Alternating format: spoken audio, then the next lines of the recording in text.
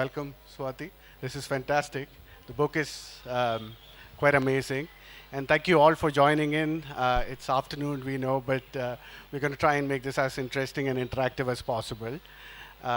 So without further ado, maybe, Swati, you can start a bit by telling us about yourself and your journey. Sure. Is it working? Sure. So the book UnEqual is a product of my PhD. And I don't know how many of you all have done a PhD. And you know what a lonely, long journey it is. So mine took 5 years. But now it's been 4 years after that where I spent the time to convert it into a book. But so that will be around 9 years. But honestly, if I had not done the work 10 years before that, it would have never come to anything resembling the book. So it's been an extremely long journey to do a PhD, and that's helped me now to be an academic, and I never thought I'd also be an author, so I'm really grateful for that. And to be honest, 5 is good time. 5 is good time. And you're also an activist. So which area do you kind of focus on? So I started out working on the right to education. Then for several years now, I'm associated with the right to food. But I'm also involved with various other social movements, be they on information, every progressive social movement in some form or the other, we get involved with, and that's an integral part of my life. That's fantastic. In fact, that brings me to the next question, which is your journey towards unequal, right? You did mention it's part of your PhD journey, but then there must be that inkling of something more that made you go down this, as you said, it's a fairly long and laborious journey, I would think. So Narayan has been probing me a lot on this, and he says, I'm going to ask you, how did you start? And I've been trying to shy away and not answer, but I guess I have to. A bit. No, definitely. Once I decided to do the PhD, I only decided to do it because Dr. Jean Drez agreed to be my co-guide. And in the year 2005, so many of you would know he's written several books with Amartya Sen. And actually, I met him in the year 2005 when he wrote an article in The Hindu called Bangladesh Leaping Forward. And since then, I wrote another report that he wrote a foreword for, and now it's a good 17 years later that he's writing a foreword for my book again. So that was the trigger in terms of my inspiration to work on this more. I also was working with NGOs before I became an activist, and so I had traveled all over South Asia, from Afghanistan to Sri Lanka to Pakistan. And I knew the contrast, and I knew so few people get the opportunity to cross borders. And I knew that this was something that was just waiting to be explored, written, and researched with in depth. So that was the reason when he said yes, he would be my co-guide, I decided to plunge full ahead with doing the PhD. But even more than that, most PhD students usually spend 1 year in a village. But I just packed my bags and went to Jharkhand and lived there for 6 years when I was doing my PhD. Jharkhand, so it's something I've not written in the book, but I think I really owe a debt to the people of Jharkhand, which was close by to Bihar, and all of my other fieldwork locations, be they Bangladesh, Nepal. Jharkhand still feels like home. Fantastic, and that's amazing. You know, that journey is definitely inspiring, I'm sure. And so coming to the book, and in fact, when I mentioned that I'm doing this session with you, to a lot of my friends, and the title's quite, catchy and controversial too, if you may say so. India lagging behind its neighbors. So a lot of them are we really? And we have this booming economy, we have growth everywhere, we have progress everywhere, we're being talked about as the next big superpower of sorts and all of that. And here comes a book that says, hey, we're lagging behind Nepal, we're lagging behind Bangladesh, we're lagging behind Sri Lanka. And so it does kind of, perk the interest and inquisity. And it's amazing that you've actually gone to all these places to collect this data. That I mean, was that like a planned thing when you that these are the countries I'm going to take, and these are the parameters that I'm going to look at? I mean, did you pre-plan that, or did you chance upon some of those? No, no, this was completely pre-planned. Okay. So, of course, I went there for a recce beforehand to see the exact districts where I would do my research. But the whole idea is for the last 17 years, if you look at the data, it's been saying for a long time that India has been lagging behind Bangladesh. Initially, it was only Bangladesh, okay? On areas like education, healthcare, nutrition, sanitation, which is what I explore in the book. That was the book that you mentioned about earlier also. Yeah, Bangladesh. exactly. So that was the article that he wrote in the Hindu. So, and I had written then a report for another NGO I was working with, Oxfam. Now, soon after the war in Nepal, it's, we started looking at the secondary data, and it showed that even Nepal was going ahead of India. Women were living longer, children were in school for more years. On a range of different parameters. So I knew very well, I knew that I had to do a primary survey in these places to double check this first, and then to find the narrative story of why this was the case. Right, right. And interesting because especially healthcare, that's been one of the focus pillars that of the book and the data and all of that, right? It's astounding, some of the facts that you mentioned. Would you like to kind of touch on, and maybe with some anecdotes from your travel as well? Certainly. I also teach public health now, so it's an area that's really, really close to me, because I feel if there's criminal neglect of one area in India, it is healthcare, and we saw that during COVID. With bodies floating on the Ganges, there's almost no value for human life. And healthcare is something that every human being needs at some point in time or the other in their life, every family does. But if I look at the data, in Sri Lanka, women live 10 years longer than an Indian average. In Bangladesh, we find women live 5 years longer. Nepal now is 1 year more, and this is the Indian average. But if we look at Kerala, women in Kerala live as long as American men. So there is something, absolutely, I think we need a round of applause for that. So the Kerala model has been known for a long time. So why does the rest of India lag behind? So I'll come to the northern part. Yes, in fact, yeah. That's an interesting point that you make, right? Because even within India, when you come to it, the north versus the south, there is a certain divide. Yes. We know there's a divide in many things, but these fundamental parameters are kind of skewed. Yeah. Completely. So that was the second half of my research. There's an entire chapter that's devoted to comparing Sri Lanka, Kerala, and Tamil Nadu, and why have they, all three of them, been pioneers in human development, and what can the North learn from them. So we'll get to that after we do first our neighbors, Bangladesh and Nepal. Yes. Oh yes, why not? Yes. Yeah. And again, as I mentioned, if you could touch on Right, some so of the you wanted anecdotes. Anecdotes, yes. Both from India and when you went outside. Sure. So everyone has this perception of Bangladeshis who are particularly denigrated right now. Some people call them awful names like termites, and the perception, the experience that I've had in Bangladesh is just the opposite. They were making fun of me, and when I went there, the first thing they were saying, "Are you sure you have a passport and a visa? Did you not jump the fence illegally?" Because I was near the border areas, and it was a standard joke. So the trouble, I think, are these borders.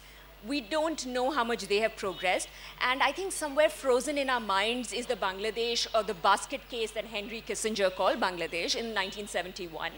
Since then, the last 40 years, the progress that Bangladesh has achieved, 50 years now, has been extraordinary. So in healthcare, they have something called a community clinic. Within 1 kilometer of any habitation, so every 3 or 4 villages, you will find a clinic. The clinics, I was so surprised, the nurses there have laptops. There's an entire program called Digital Bangladesh. Under a tree like this, oftentimes in villages I would go to, because the Gavi initiative for vaccination is so strong, health workers would just put a table and start immunization for children. Phone calls would go to the parents saying, this is the particular date for your child. So healthcare is extraordinarily good. And what is interesting is Bangladesh and Nepal are poorer than us. But they seem to focus on health, education, the basic necessities of life far more than we do. So the anecdote was finding the lady under a tree. Women in Bangladesh just walk in and ask for a contraception. The fertility rate in Bangladesh has really fallen. And strangely, unlike India, it has not led to son preference. On the other hand, Naila Kabir speaks of it as the daughter-in-law phenomenon, where mother-in-laws are finding that their daughter-in-laws now are more empowered, have a different life, are more educated. Right, and in fact, we discussed this in brief. So I think India, the healthcare system, right, is one of the most privatized in the world. I think second to some country in Africa, if I'm not mistaken. So all the so-called developed countries have government-run healthcare systems which kind of seem to work. So is that something, where we are like behind? Completely. I think every aspect has been privatized in India. Education, healthcare, and now even our nutrition in terms of people depending on packaged foods. On the other hand, in Nepal and Bangladesh, the edifice is built on public healthcare, on public services. And when I went to Bangladesh initially, my assumption was NGOs were doing it. They had the largest NGOs in the world. But what I actually found was that it was the government. And then I tried to find out when was this social contract built between citizens and the political class to give social services. Note, there is fair bit of political interest in a lot of these places as well. Yes. So the continuity of governance, etc., are kind of. So democracy is fragile. That's a different matter. But still, these programs run. Right. And I tried to figure out when was the social contract established. And other researchers have shown, like Naomi Hussain, that it was a lot of people think it was during the 1971 Liberation War, which was traumatic in every way. Not only the deaths and the Mukti Bahini fighters being killed and slaughtered, but also the mass rapes used as a weapon of war.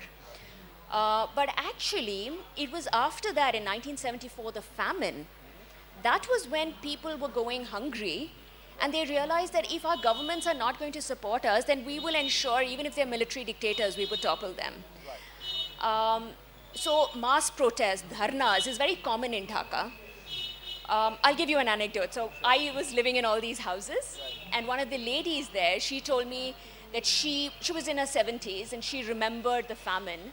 And she said that she found it very difficult because the langar khanas, which was the community kitchens, only used to give roti. And she, as a Bangladeshi, was used to eating rice. But it was the block officer, so it was a government local level functionary who had started those community kitchens. So since the time of the famine, citizens have always demanded that you give us our basics.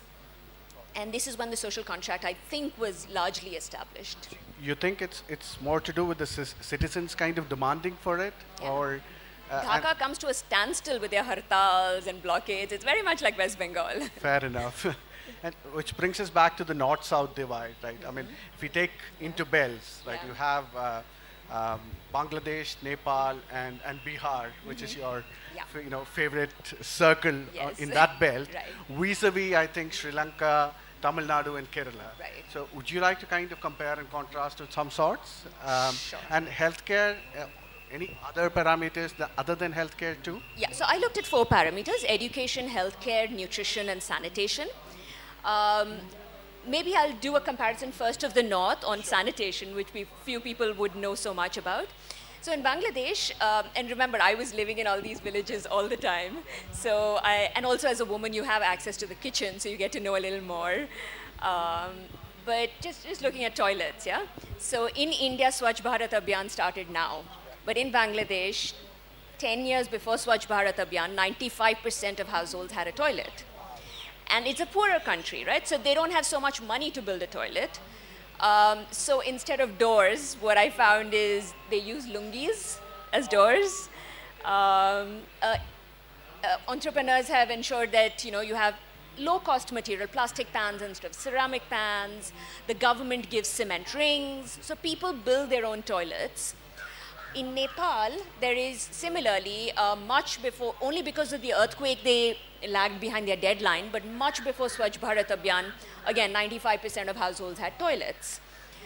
We are now waking up to how important sanitation is for nutrition and healthcare and all these other things. And they seem to have their priorities in place. Also, there is a Muslim emphasis on sanitation, which is particularly important. It's also written in the Quran, which I got to know later.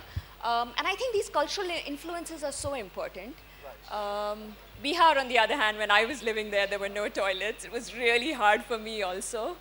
But the saddest part is actually for the women there. So women wake up before dawn, they make a circle, and they go outside into the fields to defecate. And if you ask a woman, how many times do you go out? And she'll say, I go once in an entire day. So the way it devastates women's healthcare, even now after Swachh Bharat Abhiyan, in the northern states, despite building toilets, 50% of homes don't use toilets. So this other research has shown this. So I think we're living in a delusion if we only look at media articles of progress. Or you go to villages and you see a completely different story. And so a slight pushback generally when we speak about this is the expansiveness of the country and the number of people that there is. So would that kind of play a significant role in getting this done, or? Right. No, a lot of people tell me that, but that's precisely why I chose Bihar and Bangladesh, comparable population sizes, and also density of population. Bihar has one of the highest densities, so does Bangladesh. So if they can do it, why can't we? And plus we have all the more localized government and all of that. So the reason I have realized why can't we is actually, now I'm coming back to the title of the book, which is UnEqual. And I think there are three inequalities which are compounding one another in India. So there is class inequality between the rich and poor in Bihar. You can see it in the politicians' households which have toilets, but you won't have in other households. They're rich. The other, of course, the biggest reason for not having toilets is caste impurity, right? So caste is another big factor which permeates every facet of life in India. And in Bihar, if you go to Musahar hamlets, there is absolutely nothing, no employment, no public services, you name it. And the third one is women's disempowerment.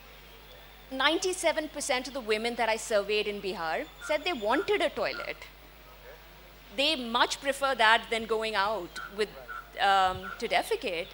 But women, only 14% of women in Bihar earn any money, and even literacy rates are less than 50%. So, you sit in a circle and I ask Bihari women, raise your hand who can read and write, and half the hands would go up, more than half, most of the time. So, I think in northern India, these three inequalities are just worsening every form of human development, which is what the South has greatly changed. I was coming to that. Yeah. So in contrast, how do you see the South? And also to the audience, right? Yes. If in between you guys have an interesting question, please raise your hand. Of course, we'll have time at the end for Q&A, but in case you guys have an anecdote or have something to share in the lines of what she's talking about, please feel free to. Yeah. So apart from the survey, I was really curious to understand why. And so I took a plunge into history, both of the North and the South, to realize, for example, in Bihar, it's not like there have not been social movements. It's not that people have not risen up against feudal atrocities. But even the Naxalite movement, to counter it, the upper castes created private militias like the Ranveer Sena. There was every single caste in upper caste in Bihar created its own Sena to crush lower caste women whom they felt, rather I'd say oppressed caste women whom they felt were giving birth to Naxals. On the other hand, so if we look at the South, again I looked into history, and that was so fascinating for me, looking at 100 years of history of Kerala and of Tamil Nadu and Sri Lanka, and how there have been waves upon waves of anti-caste movements, So just coming here, I saw the Narayan Guru statue, and I think it's just one symbol of so many that I have seen across Kerala, which shows, and which is why Kerala is so different now, because they. So I also mapped 100 years of literacy rates of different castes in Kerala, and you can see how, excuse my pronunciations, but Pulayas and others were not even allowed entry into the, not only temples, but even classrooms. And it was only after that was changed, and it took about 100 years after the royal rescript for education, even in Travancore. The literacy rates notched up 100 years after that. But if it had not been for those anti-caste movements, the South would not be the South. So human development here is high because of people's movements. And it's serious, according to the team as well. It's Yeah. really exploring plurality. There is so much of plurality Yeah. in India in its totality, and especially in places like Kerala, right, where there are sub-groups in castes and religions. And in fact, one of the conversations we just had with somebody. So. And I think you also mentioned the special affinity or a focus on Kerala. So yeah. So my grandmother actually grew up in Travancore, pre-independence, I think. And she's really excited that I'm here today. I wish she was here. So I write a little bit in the book that she was married really young when she was 15, and then moved to Bombay. So I don't know, unfortunately I don't speak Malayalam or know too much about the history of Travancore. So when I went to the British Library, the National Archives in Delhi, and I saw this book called People's Revolt in Travancore, which speaks about the Chanar uppercloth revolt, where oppressed caste women and men fought against the breast tax and the fact that women were not allowed to cover themselves about the waist. Now, I read that book, and I just couldn't believe it because I was not exposed. Of course, I'm sure everybody in the audience knows about this. And so I asked my grandmother, why didn't you tell me about this, all of these years? And she just said, you didn't ask. So maybe someday oral history will be documented. I'd love to create something like that. And now they've removed it even from NCRT textbooks.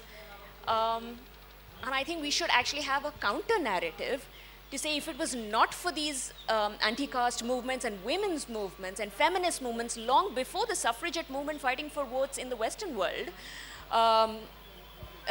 we would not see Kerala's women's life expectancy would not compete with that of American men if it were not for these movements. So I think we should be really proud of everything that's been achieved in the South. Totally. And I think education also plays a major role. Absolutely. That's one of the other pillars that you were talking about, right? If you look at education in Kerala, I think that's quite, way up there if you compare it with a lot of places in the north. It is Tamil the Nadu, foundation. yes, and Tamil Nadu also, you have a certain... Absolutely. So in Tamil Nadu, I document the entire, from the non-Brahmin manifesto onwards, the different changes which have come in with the two now political parties, DMK and AIDMK, both having their roots in the self-respect movement, and also now the very strong Dalit movement, which is in Tamil Nadu, which is really is resulting in all of these welfare policies being implemented and this competitive populism between political parties. That is the way forward really for the North. And I'm pretty sure perhaps Bihar can be there someday. Yeah. So I'm going to stir the pot a little bit and ask you about, so you mentioned a lot of stories about your journeys along the way in your book, right? I'm sure there must be stories that you can't really tell in the book. Are there a couple of those that you can share with everyone here? Okay, now I'm really having, I wish I'd thought about it earlier properly. No, actually there were a lot of travel anecdotes, so I try to write a lot in this, and it's quite different. It was quite difficult for me as an academic because usually we're supposed to hide ourselves and not write about ourselves, but I tried. Plus, this is more supporting the empirical data and experiences that came along with it, right? But I'm sure along those journeys, like you mentioned in Bihar, and the women actually telling you that they want something like this. Exactly. I'm sure so I'll tell you an anecdote. In Bihar, actually, the situation can get quite sticky sometimes. I mean, not only is it hard to work and live there for everyone, not just me as an outsider or a traveler or researcher, because there are no toilets. You're bathing at night at the at a hand pump, for months on end, which is normal because everyone's doing the same, right? But so because I'm also an activist, I try to get them involved in and get Narega work under the Employment Guarantee Act for women. And there was such levels of corruption. And my own translator, I didn't need a translator, but he was my coordinator. Even his family was involved in it, and so they were almost going to put an FIR against me for just taking Nareka workers to the work site to get them work. So there were lots of such anecdotes. I've written one in the book, which is on taking Musahar children to the local school. Uh-huh. And it was such a simple thing. There was a flood, so their houses were destroyed, and they resettled to another place. But the local school refused to enroll the children in that school only because they didn't have a transfer certificate. Wow. Yeah, but actually it was complete caste discrimination, right? Because they're Musahar children. So I tried extraordinarily, a lot. In fact, every one of my efforts in Bihar was just ending up in absolute failure every time I left the village. So I tried to use all my activist skills, but I knew that because upper caste teachers are so hesitant, reluctant to get Musahar children into their classrooms, so even the literacy rates of Musahars, who have a population of 2 million spread across Uttar Pradesh and Bihar, even today is in around 15-20%. In the previous census, we'll wait and see what in the next census. Right. Yeah. And I remember a couple of things from the book. One is about your travel and you needing some medical assistance. I was trying to hide that. That was quite, and along with that, it's the whole system where I think Nepal, right? Nepal has where the kind of sponsor, the government sponsors medical students who that's can't. Wonderful. Yeah, and I'm like, I sit here wondering. I have a friend whose daughter is doing medicine in one of the premium medical colleges. So in terms of, actually, if we're talking about healthcare, there's also the supply in terms of the professionals to service that industry, right? So this is fascinating. I haven't heard of anything like that, across. Right. So yeah, I'll tell you the anecdote. I mean, it's normal when you travel, you fall sick, right? And I felt really, really unwell, and only thanks to my translator am I even here today, because I had really severe vertigo and other things. But what was amazing was she took me to the nearest community clinic. Not community clinic. In Nepal, they call it a health post. But before we went there, there was also a private practitioners who, in every village, who will not only have medicines, they'll also give you fluids. And the reason for this is because the Nepali government in private medical colleges sponsors seats for students, and those students have to have a 2-year bond that they will serve in the Nepali government service, which is very prestigious. In India, many students, and I teach now public health students, many of them get away from this bond by paying money. So it's almost like, hey, you get a stint with the NHS kind of thing, which is prestigious. Yes, the NHS, if only we could move in that direction. I know, I did spend a little bit of time there, so. And similar, if you compare, the ASHA workers that you met who never received medicines. Yeah. So it's kind of helpless when you are in a certain role or a position to kind of, where people approach you for help, but you don't have the wherewithals to kind of cater to that. That's and the ASHA workers, particularly in Kishanganj, which is a Muslim majority area, particularly don't have these medicines. It's one of the most remote corners on the border of Bangladesh. It's in Bihar and Jharkhand, they're just layers upon layers, some of which I've touched in the book and some which I've not, which are just compounding these inequalities. And it feels very, especially like I write in the book, when you meet families which are suffering from chronic ailments or which have a differently abled child or special child, The Some child of who it was... I couldn't really write in the book because I wanted to preserve their dignity also, because I don't know how they're surviving. And you feel so helpless. You want to go and help them, but you have to take a boat just to even get to the place there. There is no healthcare worth its name in the vicinity for 50 kilometers. This is like the child And who it was... doesn't have to be like that, because Bangladesh and Nepal have solved that problem. They have a difficult terrain, but they have solved it by just sending nurses, sending doctors, training them, and sending them to the villages. We have neglected our northern villages. Is this referring to that, the child who was indoors and couldn't Yeah. see the sun Yeah, as such? yeah. He Very was differently touching. abled, yeah. Is it quite frustrating when you see this and you really, I've asked this to a few of the other friends that I have who've been health workers in remote regions and all of that. We talked to somebody who was in Gaza, and so the same thing I asked the person is like, you are so helpless. You do not have the equipment or the wherewithals to help. So what do you do? Yeah. It is, but I've lived 6 years in Jharkhand, so you figure out ways of overcoming your feeling of helplessness and trying to do whatever is possible. And the medical doctors who do work their work like heroes.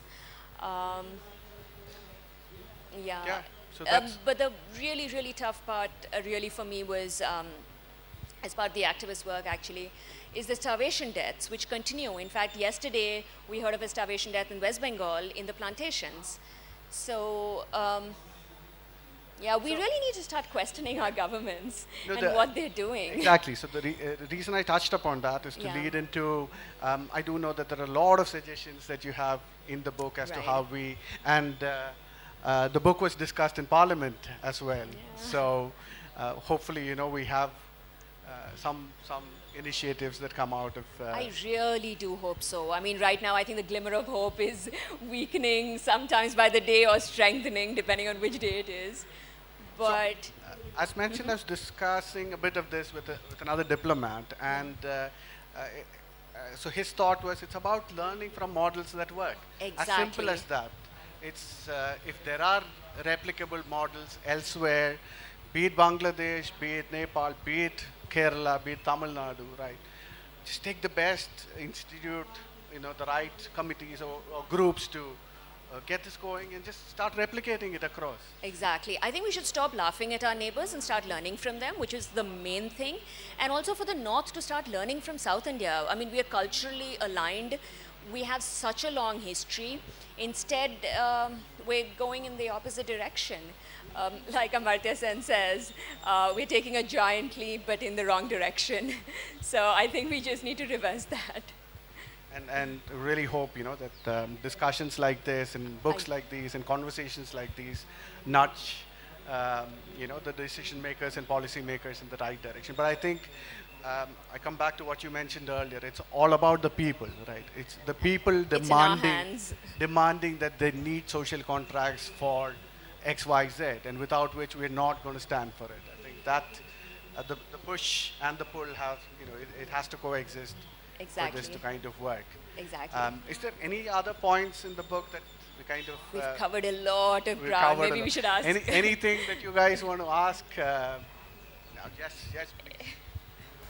It's an interesting discussion. Basically, two questions. One, why do we hear more about, women heads of government of European or like New Zealand Justice Prime Minister Ardern, rather than Sheikh Hasina, who has done so much more? And second question is, Bihar, I think a lot of bureaucrats have come from Bihar. All the top bureaucracy, I think, is headed by Bihar. Why is it still that Bihar is the least developed state of India? Thanks. Two lovely questions. So the first one, I read in the book about Sultana's dream, where Begum Rokeya writes about, and actually in Bangladesh, for the last 25 years, they've only had a woman prime minister, be it Sheikh Hasina or Khaleda Zia.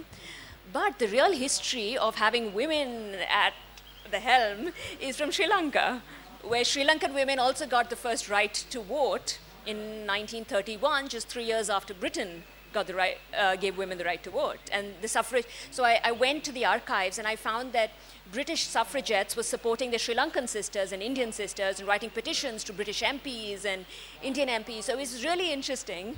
I think we should definitely talk more about what women have done even in South Asia.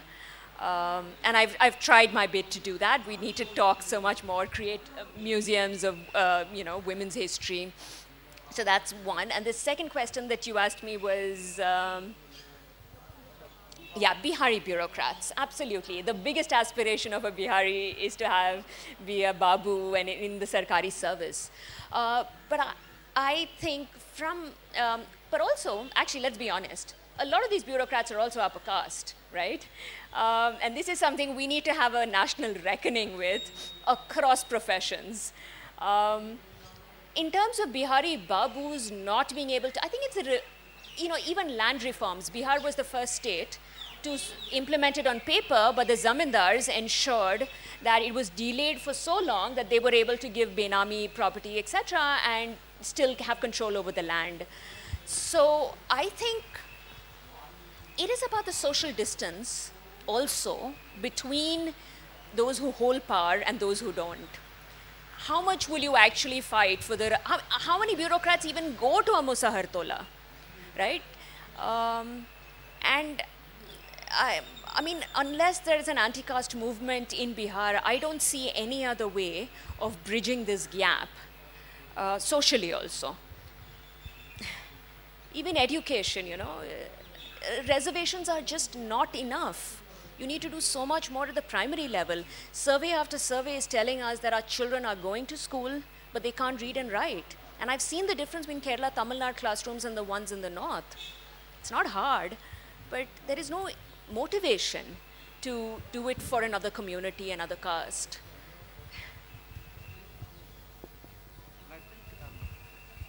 I also think this has to be looked into a little more, but also read somewhere that in a place like Pakistan, there is 35% reservation for women in parliament, in governance. So this is something that I mean, there is something that I'm not sure as to the practice of it, but at least they are thinking. There are nations where we wouldn't imagine that this kind of a preference or a particular skew for women, they do think about it at least. Practice is something that has to be seen a little more, but yeah. So I think, anyone else? Oh yes, please. Good afternoon, ma'am. I have got a statement from my teacher in an institute that the northwest divide in India is particularly because of the north has a many more history of the invasions, that is from the Greek side, Iranian side, and the British side. So the history of invasions had made them lose their lot of resources. Their cultural and their emotional perspectives has been mostly affected by these invasions. So coming to the south perspective, so we have a natural boundaries there, the Eastern Ghats and those areas. So maybe that type of divides maybe can lead to the social deprivation in that area. Okay, so I haven't gone into that much history. I've done 100 years. But let me really answer your question. So I would highly recommend, there's this wonderful documentary series which is started by The Wire called Indians, where they document, I don't know if you all have seen that. I would highly recommend that. It's free on YouTube. And they keep dropping a new episode looking at the history of all of India. But in terms of the North, I think even the word invasions is a very loaded word. I would sort of disagree with you a little bit on that, given that I've actually lived now for more than 20 years in the North. I think I don't know as much about South India, perhaps. I have not lived here as long. But I think numerically, the upper castes there is a greater proportion of the upper castes in the North than in the South.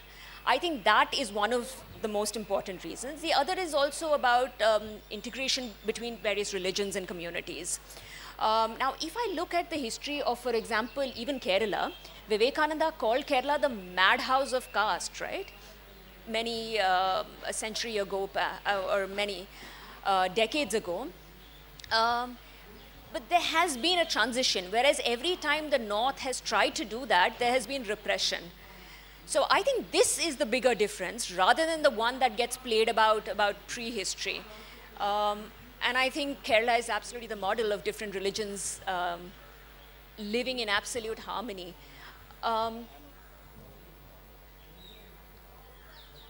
A source of social deprivation. Invasions and these sort of history of invasions, can it be a reason for social deprivation? That means the South India is in the age of a Neolithic age, and the North India is in like a Mesolithic age, like a comparison. Okay, so I honestly will say, this level of prehistory is really beyond my, or ancient history is beyond my domain. But I think even, some of you would catch what I'm saying. I think even this use of the word invasions is a really problematic word. I mean, we are all, this wonderful book written by Tony Joseph, I think, called Indians or Early Indians. We're all mixed up, right? We're all from an African mother. There have been migrations of human civilization in different directions for eons. So to even use a word like invasion and say one community is different because they came from somewhere else, we all came from somewhere, right? From Harappan civilization onwards, we've been moving. Migration is the most common characteristic of any civilizational population. So, yeah. Possibly, I think what she was also mentioning was, was the North too busy fighting people coming in, and then focusing on social empowerment vis-a-vis the South, which was a little more protected.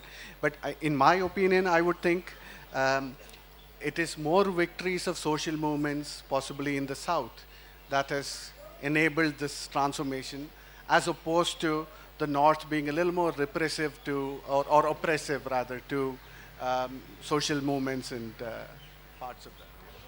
Rather than looking at history so long back, let's look at even the colonial era.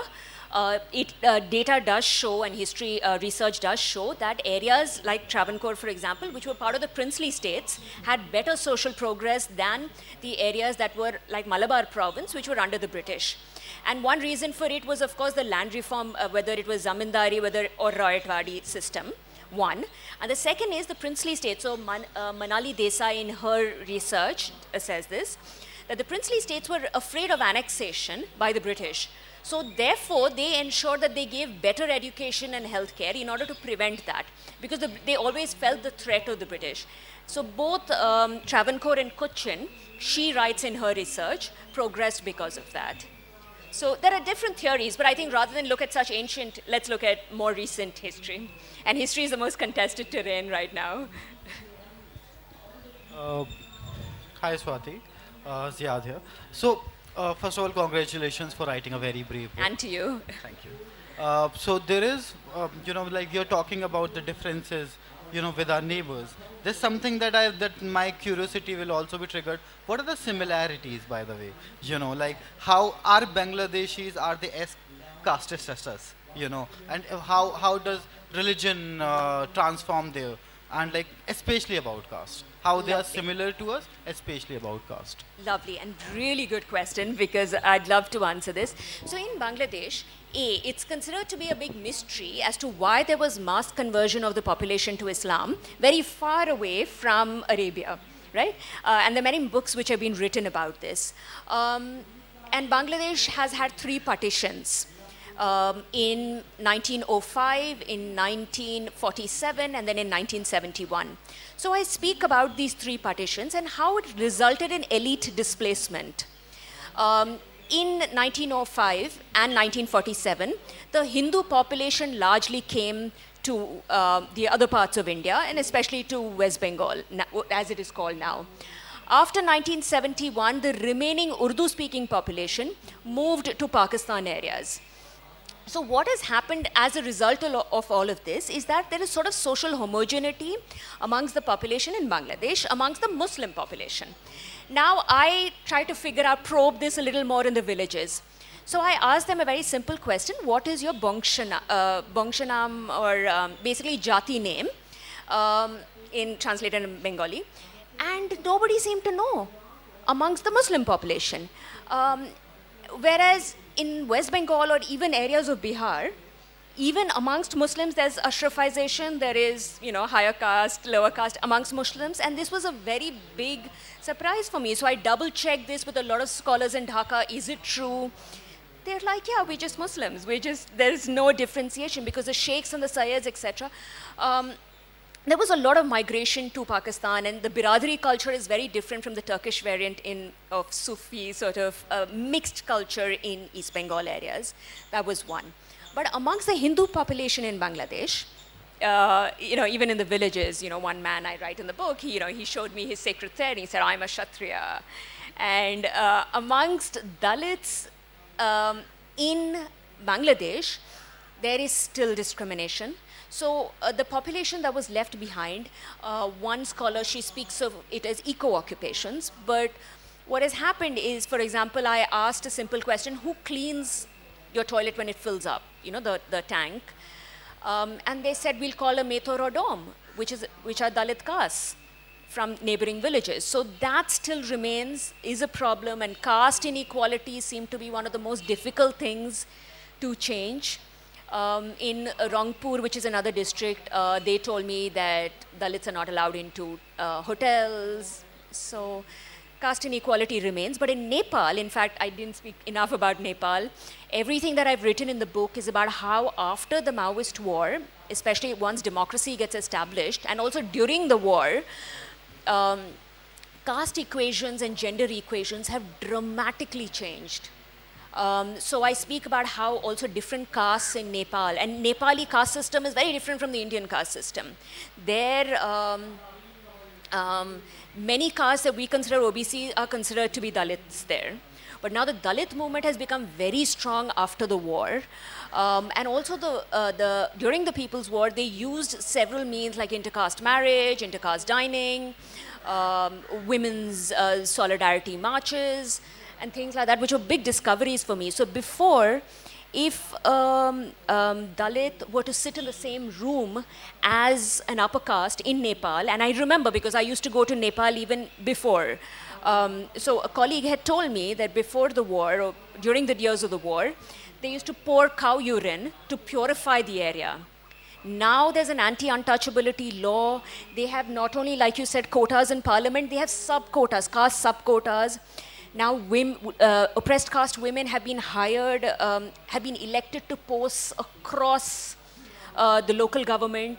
There's been a dramatic caste transformation, which I've written about in the book, and I'm going to Nepal actually.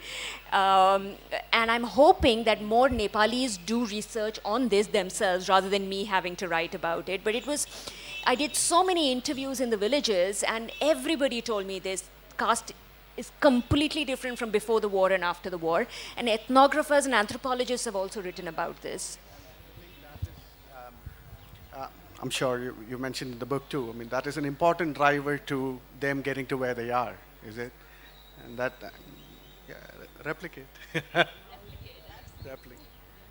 I just want to get a ground reality of the UP Bihar region. So we have recently passed our women reservation bill. So will this make a significant change in the ground reality of the empowerment of women in the UP Bihar region, or will the Sarpanch Padi will be continued? Also adding on, would the uniform civil code make a difference? You have decided to put me in absolute controversy. So I just read the first draft of the UHC in Uttarakhand. My eyes were popping out. I mean, what is written in there? I don't think it gender disempowers rather than empowers. It uses words like live-in relationship, but we're creating a more police state, I think. But that apart, so nice controversy you've gotten me into. But no, women's rights, in fact, I really did want to talk about this. So you spoke about quotas in Pakistan for women. In Bangladesh also they have, and Nepal, they have quotas. Bangladesh I'm not extremely sure, but Nepal does.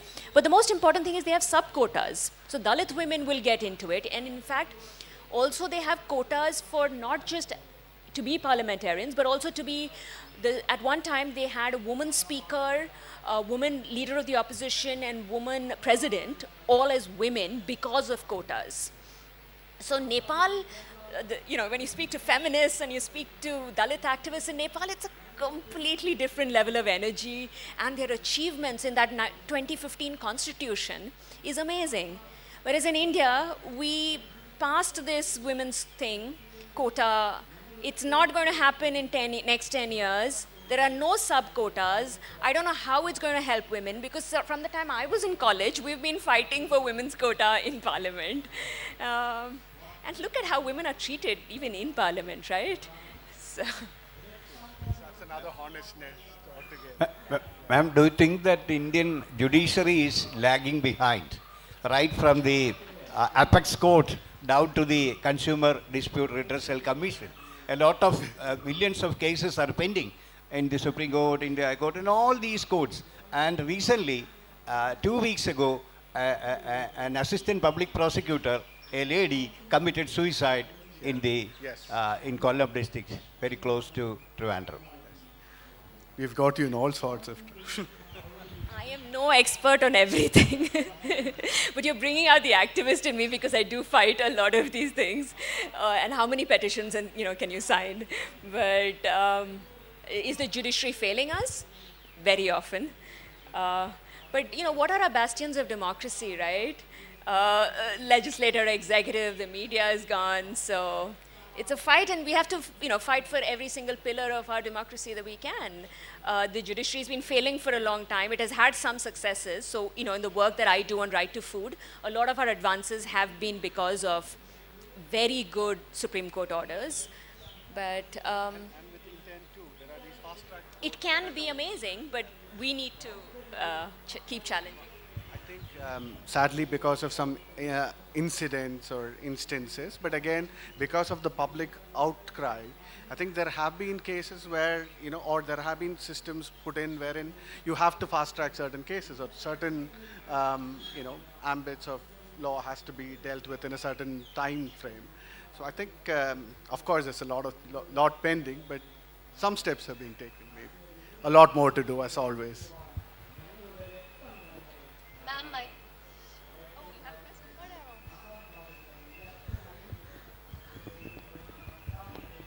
First of all, I want to say that I haven't read your book, but I intend to buy one. But when you were talking, I just felt I want to comment on a particular thing. The social movement, especially progressive movements, we have been learning about Rajaram Mohan Roy, Jyotirao Phule and other things. It has been happening in the north also, like Kerala, like in the south. But the changes, why is it so? Why hasn't such a change happened in North India as it has happened in the southern states, like Kerala and other things? That is one more thing. I haven't read your book, but you have said a lot about public healthcare. But I intend to say that we, as a Keralite, we have developed in such a manner because our public education has developed. So I think you ought to focus more on public education. I think Delhi state and Punjab is making certain changes in that aspect, and you ought to write about it also. Thank you. I have written a lot about it, and I'm so glad, because you also answered your question in the second question. Everything hinges on public education, and if you ask me why the North was not able to change, so one aspect I focus on is this myriad inequalities which are compounding it in the North. Caste being one of them, gender being another. But if women are not educated, how are they going to, fight the next battle? So in the South, what we find is the progressive social movements have demanded not only political reservation, but also, Christoph Jaffelot speaks about this a lot, but also the real fruits of development.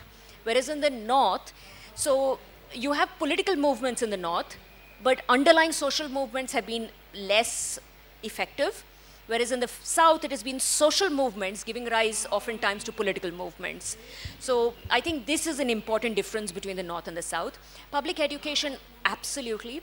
In the book, I also write about this lovely experiment called Little Doctors, which they do in Bangladesh, where they get healthcare into schools of Bangladesh. Simple ideas that we can so easily implement. You have another question? The women are the prime pillar for any nation. Yes. And I truly believe women empowerment is the predominant catalyst for growth in any developing nation, especially in a country like India. My question is reservation alone make a difference? And isn't the way that we still need reservation shows us or showcases the truth, the detrimental truth, India is still not close to women empowerment, and India still has a long way to go when it comes to women empowerment. We have a very long way to go.